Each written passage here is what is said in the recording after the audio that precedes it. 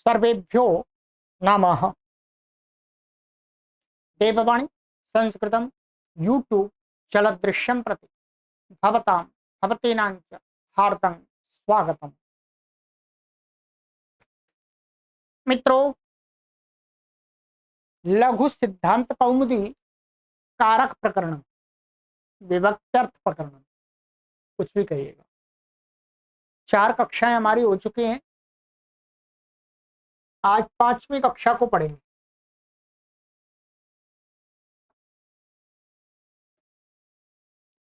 ठीक है, चलिएगा। हमारा प्रथमा विभक्ति हो गई थी, द्वितीय विभक्ति कर्म का भी हो गया था। ये हो गए थे हमारे सूत्र, और अनुक्त कर्म भी हो गया था हमारा। ये अच्छी प्रकार से मैंने विस्तार से समझा दिया आपको। ठीक है, अब है हमारा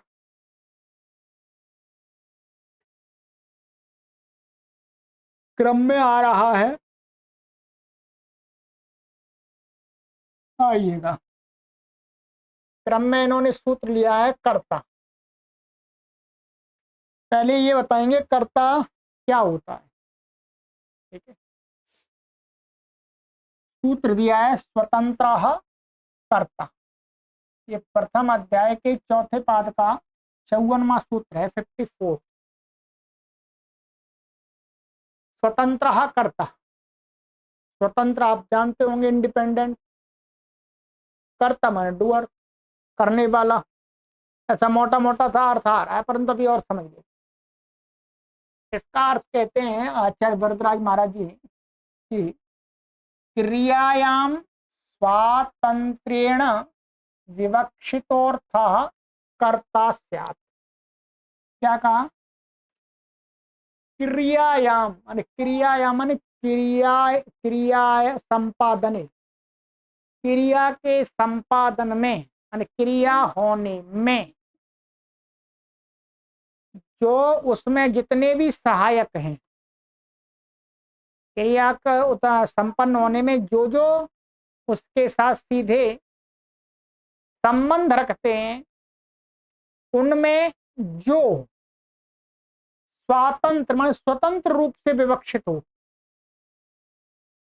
जो जिसकी स्वतंत्र रूप से विवक्षा हो, माने जो स्वतंत्रता रखता हो, वो ही कारक क्या कहलाता है? कर्ता कारक कहलाता है। जैसे मैं पुस्तक को पढ़ा रहा हूं। क्या है? मैं पुस्तक को पढ़ा रहा हूं। यदि इसमें मुझे कर्ता को पहचानना हो इसके अनुसार, तो इसमें पढ़ा रहा हूं ये क्रिया है।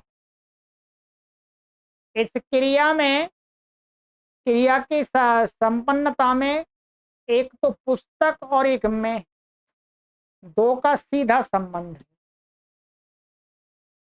ठीक है, लिखने की आवश्यकता नहीं है, सरल है। अब इन दो में मुझे छांटना है कि इसमें स्वतंत्र क्या है। मैं स्वतंत्र हूं अथवा पुस्तक स्वतंत्र है। पुस्तक के अंदर क्या ऐसा होना संभव है कि मैं पुस्तक को पढ़ाना चाहूं और पुस्तक बना करे नहीं नहीं मुझे नहीं पढ़ा सकते आप? संभव है? नहीं संभव है। इसलिए पुस्तक स्वतंत्र नहीं है। और पुस्तक और मैं के अंदर मुझ में ये सामर्थ्य है कि मैं ऐसा कह सकता हूं मैं पुस्तक नहीं पढ़ाता, नहीं पढ़ाता पुस्तक। मेरे अंदर वो स्वतंत्रता है। इसका मतलब क्या हुआ कि जो कारक बनते हैं क्रिया के, उनमें जो स्वतंत्र रूप से विवक्षित माने जो अपने आप को स्वतंत्र अनुभव करता है, वही कर्ता कहलाता है।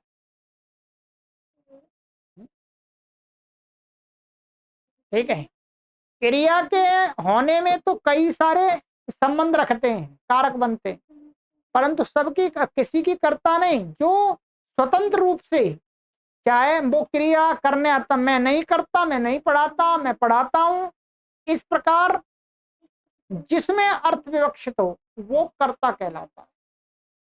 तो अब इसमें मैं करता हुआ, मैं पुस्तक पढ़ाता हूं, मैं जो मैं वाच्य है वो करता हो गया।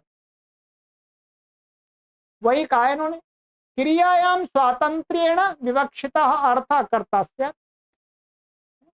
क्रिया में स्वतंत्र रूप से विवक्षित अर्थ को कर्ता कहते हैं, अर्थात क्रिया के संपादन में स्वतंत्र रूप से, करे ना करे। ठीक है, ये हो गया। ये तो आपको कर्ता की परिभाषा बता दी, ये व्याकरण का कर्ता है, स्वतंत्र कर्ता। अब इसी के साथ में एक कर्ण बताएंगे। ठीक है, कर्ण इसलिए बताएंगे कि कर्ण में और कर्ता में विभक्ति का विधान करने वाला एक सूत्र है, इसलिए दोनों को साथ ले लिया।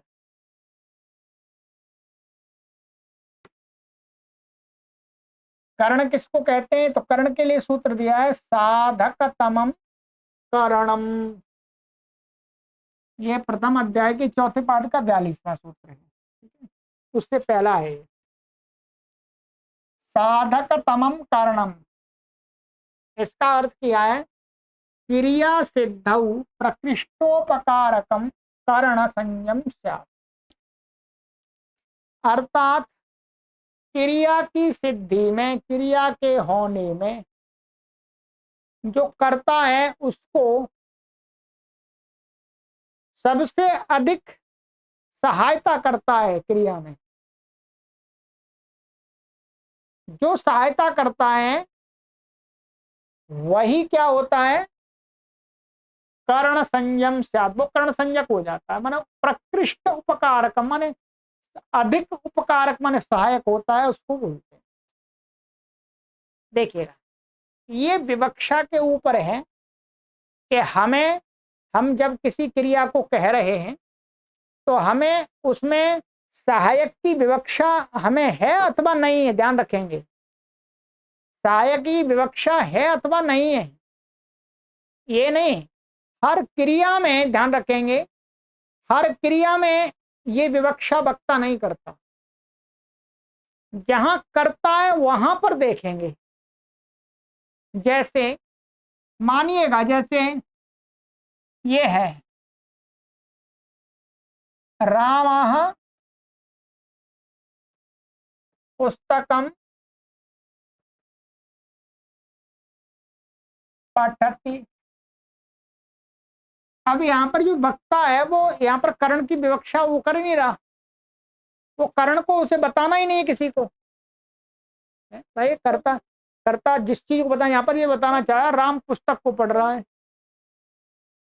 किसी को बताना चाह रहा है, बस उसको ये बताना है कि भाई ये राम क्या कर रहा है, पुस्तक पढ़ रहा है। ये नहीं उसे बताना चाह रहा कि राम पुस्तक को आंखों से पढ़ रहा है या मुंह से पढ़ रहा है या बुद्धि से पढ़ रहा है, ये वहां बताना तात्पर्य नहीं है, इसलिए यहाँ पर कर्ण की अपेक्षा नहीं। परंतु जब कोई वक्ता है, वो कोई क्रिया हो रही है, उसमें वो कर्ण की विवक्षा कर रहा है। जैसे मैं मोटरसाइकिल से बाजार जाता हूं, ठीक है, तो यहां पर क्या है, बाजार जाने की क्रिया में सबसे अधिक सहायक कौन है? मोटरसाइकिल। तो मोटरसाइकिल की विवक्षा है, तो विवक्षा के ऊपर है कि कर्ण की हम विवक्षा जहां करेंगे वहां पर उसका संबंध लगाएंगे, हर जगह नहीं लगाएंगे। नहीं तो आप कहें कि क्रिया की सिद्धि में प्रकृष्टोपकारकम कर्ण संयम स्यात्, क्रिया की हर क्रिया की सिद्धि में आप कर्ण ढूंढने लगे, तो ये तो वक्ता के ऊपर है कि वो कर्ण की वहां कर्ण की उसको इच्छा है बताने की अथवा नहीं है। ठीक है, जितना बताने की है उसको बताएगा। परंतु जहां पर ये भी बताना है उसको वक्ता को, किसी को, कि इस क्रिया की सिद्धि में सबसे अधिक सहायक ये है, तब हम वहां पर ढूंढेंगे, तब कर्ण संज्ञा होगी। तो यहां पर ये उदाहरण दिया। अब जैसे मानिएगा, जैसे अहम द्विचक्रिकया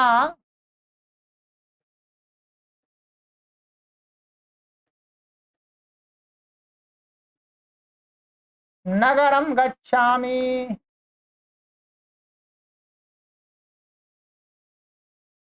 ठीक है, अब ये गच्छामी क्रिया है। मेरा कहने का वो मेरा भावक में साइकिल से जाता हूं, तो जब साइकिल से जाता हूं मैं जाना क्रिया साइकिल से कर रहा हूं, ध्यान रखेंगे। जाना क्रिया जब मेरी साइकिल से हो रही है तब मुझे ये बताना पड़ेगा कि मेरी जाना क्रिया है वो साइकिल से ही हो सकती है। माने जाना क्रिया मेरी संपन्न होने में सबसे अधिक सहायक क्या है, मुझे अहम माने मुझे क्या है, साइकिल। यदि ये साइकिल नहीं होगी तो मैं जो साइकिल से जाना क्रिया करना चाहता हूं वो नहीं होगी, ये ध्यान रखेंगे। ये यहां पर यही ध्यान रखना है आपको। जब साइकिल के द्वारा जाना क्रिया कहना मुझे विवक्षित होगा तब साइकिल मेरी गमन क्रिया में सबसे ज्यादा सहायक है। जब मुझे साइकिल से जाने की क्रिया विवक्षित ही नहीं है, मुझे पैदल चलने के द्वारा क्रिया विवक्षित है, तो मेरे उसमें पैर होंगे। ये तो वक्ता के ऊपर अधीन है। ठीक है, ठीक है। यदि मुझे पैरों से मैं नगर को जाता हूं तो वहां पर वो जो मेरा जाना क्रिया मुझे जो क्रिया की सिद्धि है उसमें अधिक सहायक कौन है, पैर। यदि पैर नहीं होंगे तो पैरों वाली क्रिया हो ही नहीं सकती, ये समझ लेना है आपको। तो इसलिए द्विचक्र का यहां पर जाना क्रिया में सबसे अधिक सहायक हो रही है। ठीक है, चलिएगा, ये हो गया। अब ये कर्ण संज्ञा भी आपने जान ली। ठीक है, अर्थात कर्ता को क्रिया की सिद्धि करने में सबसे अधिक सहायता जिसकी लेनी पड़ती है और उसकी जब कहने की विवक्षा भी होगी तब उसकी कर्ण संज्ञा होगी।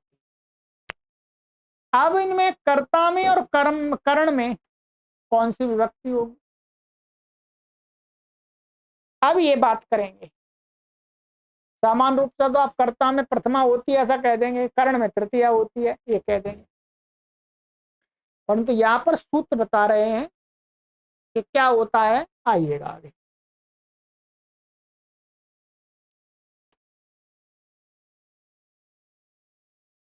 कर्तृकर्णयोस्तृतीया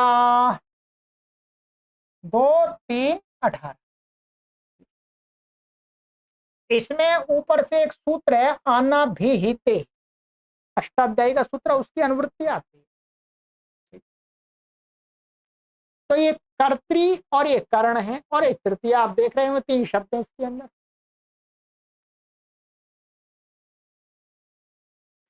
तो ये कहते हैं कि अनभिहिते कर्तरी करणे च तृतीय क्या। अब लघु सिद्धांत है, यहाँ पर विस्तार तो नहीं देंगे, विस्तार तो आपको सिद्धांत कौमुदी में मिलेगा कि कर्ता और करण कैसे होने चाहिए, अनभिहित। क्या, अनभिहित। अनभिहित का अर्थ है कि कर्ता जो अनभिहित होगा वो किसमें होगा, कर्मवाच्य में। क्या है, कर्मवाच्य में और भाववाच्य में।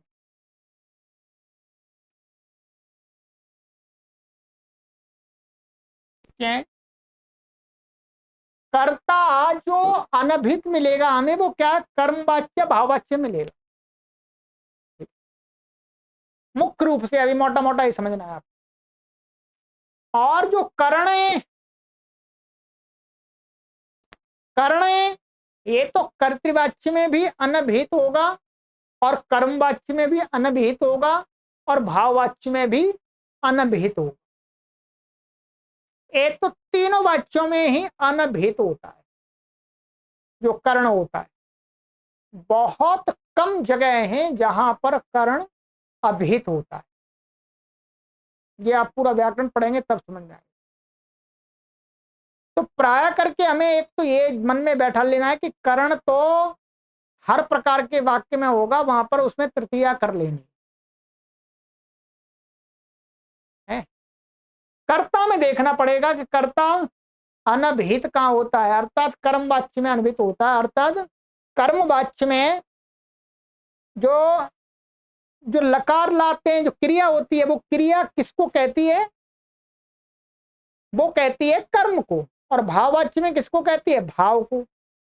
इसलिए कर्ता कर्ता कर्तृवाच्य में कर्ता क्या हो जाता? अभिहित, उक्त हो जाता।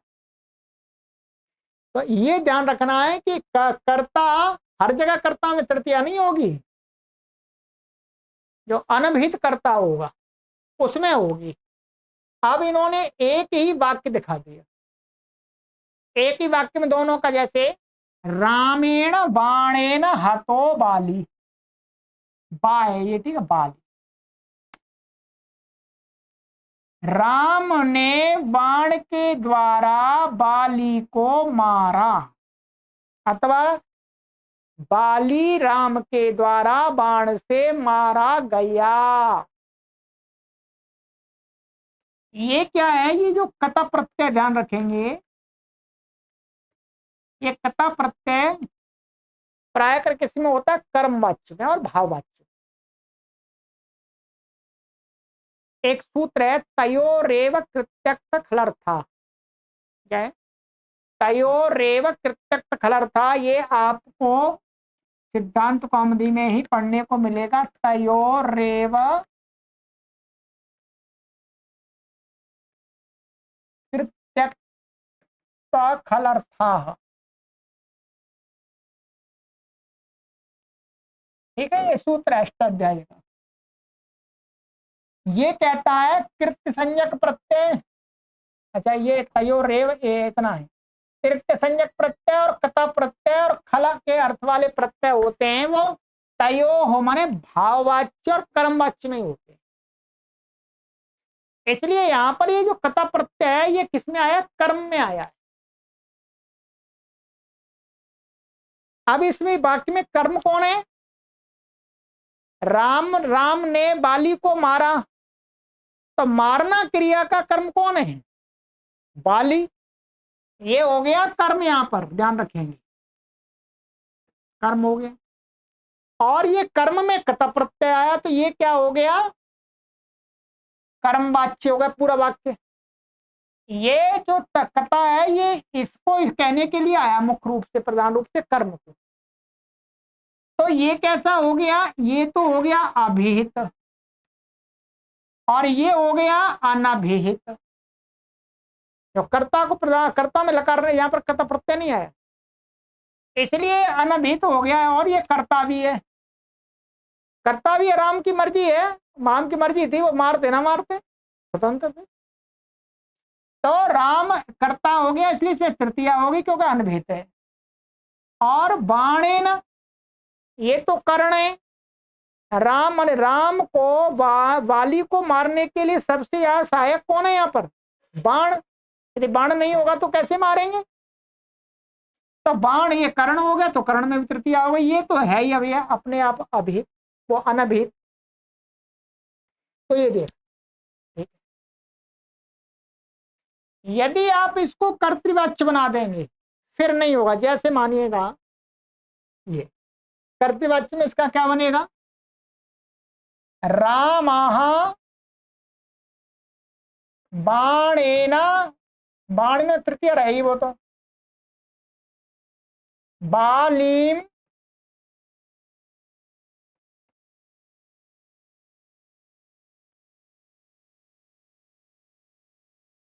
जघान। ये क्या है? हन धातु का है, भूतकाल का, परोक्ष में बना है, ये हन धातु है। अब ये क्या हो गया?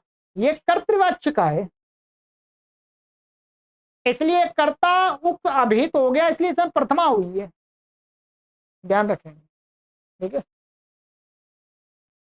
अथवा आप ऐसा कर दीजिएगा, इसको हटा दीजिएगा, यहाँ कर दिया हतवान, क्या है? हतवान कर दीजिएगा। ये हमेशा जो कतवतु प्रत्यय होता है, ये क्या कतवतु प्रत्यय का है? कतवतु प्रत्यय हमेशा क्या है? कर्तृवाच्य में ही होता है। इसलिए ये जो कतवतु प्रत्यय है इसको कहने के लिए मुख्य रूप से आया है। तो अब राम अभित हो गए तो यहाँ पर तृतीया नहीं होगी, क्या बेशक ये कर्ता बना रहे, क्योंकि अभित है। अनभिहित में ही होगी, ये ध्यान रखेंगे, ये मैंने पिछली कक्षाओं में भी समझाया, यहाँ पर भी समझ लीजिएगा, ठीक है। ये क्या था, ये कर्म हो गया था बाली, इसलिए यहां पर ये दिया था ये, इसलिए ये कर्म में यहां पर क्या हो जाएगी, ये जो कहिए ये अभिहित हो गया। अभिहित कर्म में का द्वितीय नहीं होती, क्या होगी, प्रातिपदिकार्थ लिंग परिमाण वचन मात्रे प्रथमा से प्रथमा हुई, ठीक है। ये क्योंकि ये कैसा कर्म है, ये अभिहित है, किसके द्वारा, इसके द्वारा।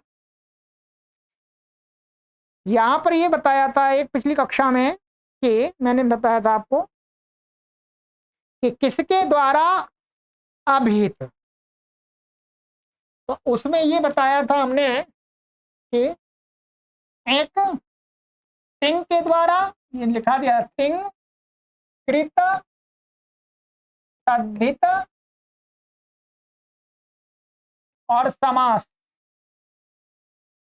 इनके द्वारा अभिहित माने कहा हुआ जो कर्ता होगा या करण होगा, उसमें तृतीया नहीं होगी, इनके द्वारा न कहा हुआ, ठीक है। तो जैसे यहाँ पर ये कत प्रत्यय ये कृत में आ जाता है, कत प्रत्यय कृत संज्ञा है, तो यहाँ पर ये जो है ये कृत के द्वारा कहा नहीं गया, इसलिए अनभिहित है, इसलिए यहाँ पर तृतीया होगी, ये ध्यान रखेंगे, ठीक। बाकी अभ्यास से आपको ये चीज समझ में आएगी। चलिएगा, ये हो गया। अब तो ये तृतीय व्यक्ति का प्रकरण समाप्त हो गया आपका, है तृतीय व्यक्ति का हो गया। अब चतुर्थी विभक्ति का आएगा इसके बाद। इस प्रकार से बहुत सारे उदाहरण हो सकते हैं, अभी तो आपको इतना ही पढ़ लेना, ठीक है। एक दूसरा वाक्य और मेरे पास में एक पुस्तक है, उसमें लिखा हुआ है समझाने के लिए। ऐसा वाक्य कर्तृवाच्य, जैसे मानिएगा ये लिया ना, बालः कंदुकेन क्रीडति। देखिए इसमें ये करता है, ये क्या है, इसे तिंग से अभिहित हो गया, इसलिए ये अनभिहित नहीं रहा, इसलिए इसमें प्रथमा होगी प्रातिपदिक। ये जो अच्छा कंदुकेन है, क्षमा कीजिए ना है, कंदुकेन ये करण है। ये करण कैसा, अनभिहित हमारे बालक गेंद से खेलता है, खेलना क्रिया कब होगी, उसकी गेंद होगी तब, गेंद के बिना हो ही नहीं सकती, या जिस जो भी खेल खेलना वो उसके पास चाहिए। तो अभी तो हमें खेलना हम बताना चाह रहे हैं, गेंद के द्वारा खेलना, गेंद के द्वारा खेलना तभी हो सकता है जब गेंद होगी, ठीक है। तो ये बाला कंदुकेन क्रीडति, तो ये हो गया। तो इस प्रकार से हमें समझ लेना। अब आइएगा आगे, चतुर्थी विभक्ति को और कर देते हैं, छोटा सा है, इसको समाप्त कर देंगे। अब हमारा कौन कौन से कारक हो गए, कर्ता कारक हो गया, कर्म कारक हो गया, सम और करण कारक हो गया, 3 कारक हो गए, 3 कारकों की बात कर ली। अब चौथा कारक आता है संप्रदान। संप्रदान क्या होता है, संप्रदान बहुत बड़ा है, परंतु यहाँ पर थोड़ा सा शॉर्टकट में ये समझा रहे। संप्रदान का सूत्र है कर्मणा यम विपरीति स संप्रदानम, ये प्रथम अध्याय के चौथे पद का 32वां सूत्र है। कर्मणा यम अभिप्रैति स संप्रदानम, ये संप्रदान संज्ञा करता, संप्रदान कारक द्वारा मुख्य सूत्र है। इसका अर्थ किया है कि दानस्य कर्मणा यम अभिप्रैति स संप्रदान संयम स्यात्। इसको समझ लीजिएगा, कहते दानस्य कर्मणा, दानस्य का अर्थ है दान क्रिया, दानस्य माने देने रूपी क्रिया का जो कर्म, सरल भाषा में समझाया बहुत, अर्थात देना रूपी जो क्रिया होती है, उस देना रूपी क्रिया के प्रति जो कर्म बनता है। भाई जैसे मैं लेखनीम ददामी, लेखनीम ददामी, तो देना क्रिया के प्रति लेखनी क्या है? कर्म संज्ञक है। कर्म माने मैं देना चाहता हूं, देने के द्वारा लेखनी को देना चाहता हूं, लेखनी का दान करना मुझे इष्ट है, तो लेखनी क्या हो गई? दान क्रिया के प्रति कर्म। इसी प्रकार से इन्होंने कहा कि दानस्य कर्मणा, ये तृतीया का है, दान क्रिया के प्रति जो कर्म बनता है, कर्म संज्ञक है ये कर्म कारक, उस कर्म कारक वो कर्म कारक है, उसके द्वारा जो देने की क्रिया वाला है कर्ता, जो कर्ता यम अभिप्रैति, यम माने जिसके साथ में, अभिप्रैति माने अपना संबंध बनाना चाहता है, अपने को जोड़ना चाहता है,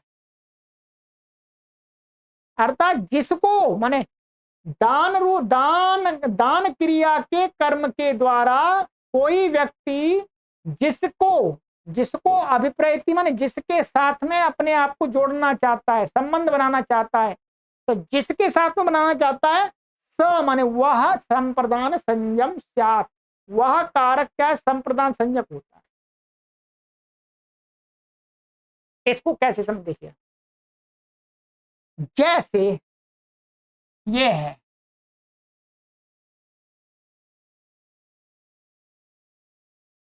यजमान, हिंदी में लिखता हूं तो सुनिए, यजमान ब्राह्मण को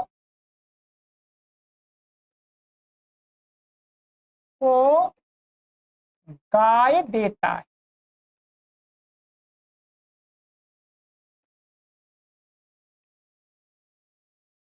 ठीक है, ब्राह्मण माने विद्वान व्यक्ति। ठीक है, क्या है? ब्राह्मण माने विद्वान व्यक्ति। कोई यजमान है, वो ब्राह्मण को गाय देता है। अब देखिए, दान क्रिया क्या है? यहां पर देना। यजमान क्या है? कर्ता। दान क्रिया का कर्म क्या है? गाय, गाय है कर्म। अब जो यजमान है वो उस गाय के द्वारा जो ब्राह्मण विद्वान व्यक्ति है उसके साथ वो अपना संबंध बनाना चाहता है, जुड़ना चाहता है, जुड़ना चाहता है, अर्थात इन विद्वान के साथ मैं जुड़ा रहूं तो मेरा कल्याण हो जाएगा। तो वो क्या करता है? वो जो देना रूपी क्रिया, उसका कर्म जो गाय है, उसको उसको माध्यम बनाता है, उसके द्वारा वो उससे जुड़ता है। तो जिससे जुड़ता है, कौन से जुड़ता है? यहां पर ब्राह्मण से। तो ब्राह्मण की क्या हो जाएगी यहां पर? संप्रदान से। अब मैंने शब्द से समझा दिया आपको। ठीक है, दान रूपी क्रिया का जो कर्म, उस कर्म से जो उस दान रूपी क्रिया का जो करता है, वो अपने आप को जिसके साथ में जोड़ना चाहता है, जिसके साथ में जोड़ना चाहता है, उसकी संप्रदान संज्ञा होती है।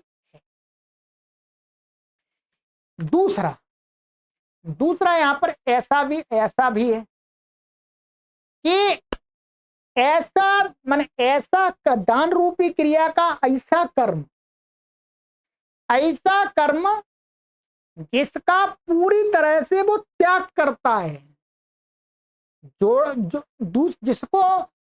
जिसको देता है उसके लिए पूरा छोड़ देता है, अपना उस पर पूरा स्वामित्व को हटा लेता है। अर्थात यजमान देने रूपी क्रिया का जो कर्म गाय है, उसको ब्राह्मण को दे देता है और अपना उस पर से अधिकार हटा लेता है। फिर वो कभी भी ये विचार नहीं करता कि ये मेरी गाय है। इस प्रकार का दान रूपी क्रिया का कर्म होना चाहिए। ये भी है, ये यहां से निकाला है कि सम्यक प्रदानम संप्रदानम। सम्यक माने अच्छी प्रकार से देना। अच्छी प्रकार से देना क्या होता है जी? अच्छी प्रकार से देना होता है जी, मैंने आपको दे दिया बस, अब मुझे इस पर मुझे मुझे ये वापस नहीं चाहिए। भाई देना भी दो प्रकार का होता है। भाई ठीक है, जैसे अपन रहते हैं कॉलोनी में, रहते हैं गांव में रहते हैं, तो हमसे कोई कुछ मांगने आया, साइकिल मांगने आया, मोटरसाइकिल मांगने आया, हमने उसको दे दी, भाई ले जा। तो वो हमने दे दी, उसको देना रूपी का क्रिया तो वहां पर भी है, और हमने उसको दी, परंतु इस रूप में नहीं दी कि भाई तू अब अपने पास ही रख लेना, भाई ठीक है आकर के वापस कर देना। ठीक है, वो दान नहीं कहा जाएगा। कोई यदि आपसे या मुझसे किसी वस्तु को मांगने के लिए आया और इस भाव से आया कि मैं आपको वापस कर दूंगा अभी थोड़ी देर में या जितने भी समय में, तो वहां पर नहीं होगी। इसलिए कहा सम्यक प्रदानम संप्रदानम, अर्थात वो देना भी ऐसा होना चाहिए कि देने वाला उस दी हुई वस्तु से अपना पूरा संबंध विच्छिन्न कर लेता, अर्थात अपना अधिकार, अपना स्वामित्व पूरी तरह से हटा देता है। ऐसा होना चाहिए। ये ऐसी ऐसा दान रूपी क्रिया का कर्म होगा उसके द्वारा जिसको दिया जाता है। ठीक है, जहां पर ले जा भाई वापस दे जा, वहां नहीं होगी। ठीक है, तो उसकी संप्रदान संज्ञा होती है, अभी वाक्य बताएंगे इस प्रकार से, बहुत मैंने समझा। अब कहते हैं जिसकी संप्रदान संज्ञा होती है जी, वह कहते हैं चतुर्थी संप्रदाने। संप्रदान कारक जो होता है वाक्य में, उसमें कौन सी विभक्ति करनी चाहिए? चतुर्थी। सरल है, संप्रदान है चतुर्थी से, आप इसका अर्थ कुछ है ही नहीं, करना ही नहीं, इसलिए किया ही नहीं वो। अब उदाहरण दिया, जैसे विप्राय गाम ददाती, विप्राय गाम ददाती, तो यहाँ पर यजमान हो जोड़ लीजिएगा, यजमान विप्राय गाम ददाती, यजमान विप्र को मन अपने पंडित पुरोहित जो भी है विद्वान है बुलाता, उनको गाय देता। तो देना रूपी क्रिया का जो गाय कर्म है, उसको देकर के जो यजमान है वो विप्र के साथ अपना संबंध बनाना चाहता है, और इस गाय का पूरी तरह से दान करता है, अपना पूरा स्वामित्व हटाता है। ये नहीं है पंडित जी कल पंडित जी के द्वारा पहुंच जाए, भाई लाओ पंडित जी हमारी गाय, अब तो आपने पी लिया दूध। ठीक है, ऐसे नहीं, भाई पंडित जी आपको दे दी पूरी तरह से, अब इस पर मेरा कोई स्वामित्व नहीं है, अब आपकी मर्जी जो करो। कई लोग ऐसे होते हैं, ठीक है पंडित जी आज ले जाओ, और फिर 2 4 5 या महीने बाद वहां खड़े हो जाते हैं, हाँ पंडित जी लाओ वापस, तो ऐसे नहीं है। ठीक है, चलिएगा, तो ये हो गया। इसी प्रकार से और भी हो सकता है, केवल पंडित जी और ब्राह्मण वाली बात नहीं, और भी हम किसी को दे सकते हैं। भाई हम मानिएगा मेरे पास में कोई भिक्षुक आया है, भिक्षुक आया, मैं उसको कोई वस्तु देता हूँ, तो उस भिक्षुक को इस भाव से नहीं देता हूं कि भाई वो मेरे को वापस करेगा, तो वो भी एक प्रकार का दान है। भिक्षुकाय अन्नम ददामी, तो वहां भिक्षुक को देता हूं, अन्न देता हूं, और ये भाई इसके साथ संबंध बना रहे, वहां पर भी संबंध चाहता है आदमी, इसका कल्याण हो जाए। चलिए, तो जहां पर भी संप्रदान संज्ञा होगी उसमें चतुर्थी विभक्ति हो जाएगी। एक सूत्र और दिया है चतुर्थी विभक्ति का, चतुर्थी विभक्ति भी आपकी समाप्त हो जाएगी आज की कक्षा में, अधिक समाप्त नहीं करेंगे, फिर आप हमसे दूर चले जाएंगे नहीं तो। आगे सूत्र है नमः स्वस्ति स्वाहा स्वधालम वषड योगाच। चतुर्थी व्यक्ति तो संप्रदान कारक में हो गई, ये कारक नहीं है, ये कहते हैं इन शब्दों के योग में भी होती चतुर्थी व्यक्ति। ठीक है, ये यहाँ पर इस सूत्र का संप्रदान संज्ञा से कोई लेना देना नहीं। कहते ये भीमन नमः स्वस्ति स्वाहा स्वधा अलम वषड, ए भी योगे चतुर्थी, माने इन शब्दों के योग में भी वाक्य में जिसके साथ इनका संबंध होता है उस शब्द में चतुर्थी हो जाती है। यथा जैसे हर ये नमः, ये ध्यान रखेंगे, ये नमस क्या है, ये अव्यय है, ये धातु नहीं है, कई लोग इसमें कंफ्यूज हो जाते हैं। ये अव्यय नमस, तो हर ये नमः, हरि को नमस्कार, तो हरि में चतुर्थी हो गई। प्रजाभ्यः स्वस्ति, प्रजा का कल्याण हो, तो यहाँ चतुर्थी हो गई। अग्नये स्वाहा, ठीक है, तो अग्नि देवता को स्वाहा कर दिया। पितृभ्यः स्वधा, माने पितरों को स्वधा, जो भी उनको श्रद्धा श्राद्ध आदि। अब कहते हैं अलम, ये पढ़ा हुआ है तो अलमिति पर्याप्त अर्थ ग्रहणम। जो अलम शब्द है, अलम के कई अर्थ होते हैं, तो यहाँ पर कौन से अर्थ वाला लिया है? पर्याप्त अर्थ वाला लिया है। पर्याप्ति, पर्याप्ति का अर्थ समर्थ अर्थ वाला। एक अलम का अर्थ होता है निषेध, अलम हसितेना, अलम रोदन रोदनेन में रोमत, यहाँ वो अर्थ नहीं है, यहाँ पर लिया है समर्थ अर्थ वाला। तो अलम इति पर्याप्त अर्थ ग्रहणम, पर्याप्ति अर्थ वाला है, तो इससे क्या है तेना, इस कारण से क्या यहाँ उदाहरण बनेगा? दैत्येभ्यो हरिरलम, माने दैत्यों के लिए हरि भगवान क्या अलम माने समर्थ हैं, अथवा प्रभु समर्थ शक्त इत्यादि। तो ये अलम का अर्थ है प्रभु अथवा समर्थ अथवा शक्त। तो यहां पर क्या होगी? दैत्येभ्य, चतुर्थी होगी।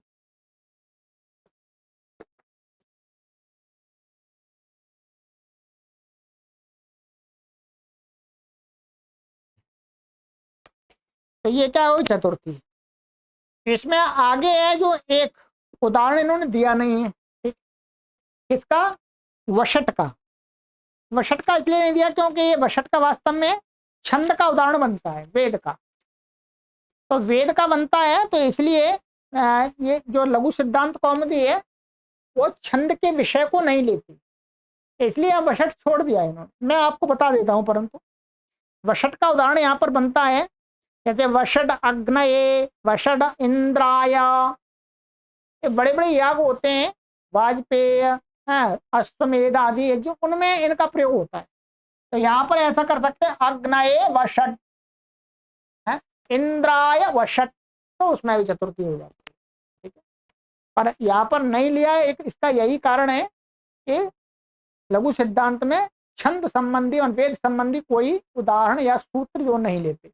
अब ये सूत्र ऐसा है, इसमें थोड़ा ये एक शब्द तो वेद संबंधी ले लिया इन्होंने, वेद माने जो यज्ञ आदि कांड, यज्ञ कांड परक, और बाकी सारे सामान्य, तो अब सूत्र को छोड़ नहीं सकते। तो ये लघु सिद्धांत का हो गया चतुर्थी का प्रकरण। पूरा पढ़ना है तो फिर कोई कारक प्रकरण का हमने आपको यहाँ पर प्लेलिस्ट का लिंक दे दिया, उस पर पढ़िएगा। बाकी लघु सिद्धांत में इतना ही है, इतना ही आपको पूछा जाता है प्राय करके परीक्षाओं में, ठीक है। चलिए, अब आपसे ये भी निवेदन है कि अब हमने आप लोगों के अर्थात जो परीक्षार्थी हैं, जो गवर्नमेंट जॉब आदि की तैयारी करते हैं अथवा पढ़ते हैं, आप हमसे आपके पाठ्यक्रम में क्या लगा हुआ है जो आपको समझ में नहीं आता, व्याकरण संबंधी, तो आप हमें कमेंट करके माध्यम से बताएंगे, तो हम आगे उसको भी कोर्स के रूप में बना देंगे, ठीक है। बाकी तो हम शास्त्रीय कार्य करते हैं, ध्यान रखेंगे, हम विद्वान बनाना चाहते हैं, पंडिता ठीक है। चलिए, अपने मित्रों को भी आगे शेयर करते रहिएगा। अगली कक्षा में अब हमारा आएगा अपादान कारक, ये अपादान कारक हो जाएगा हमारा, और फिर अधिकरण कारक हो जाएगा, और फिर थोड़ा सा ये षष्ठी विभक्ति का हो जाएगा। अच्छा, षष्ठी का तो थोड़ा सा, तो कल अगली कक्षा में इसको समाप्त कर देंगे, ठीक है। 5-6 कक्षाओं में हमारा कारक प्रकरण कंप्लीट हो गया है। परंतु आप, मैं तो यही कहूंगा, आप पूरी लघु सिद्धांत को पढ़िएगा, पूरी प्लेलिस्ट बनी है, ठीक है। सर्वेभ्यो नमः।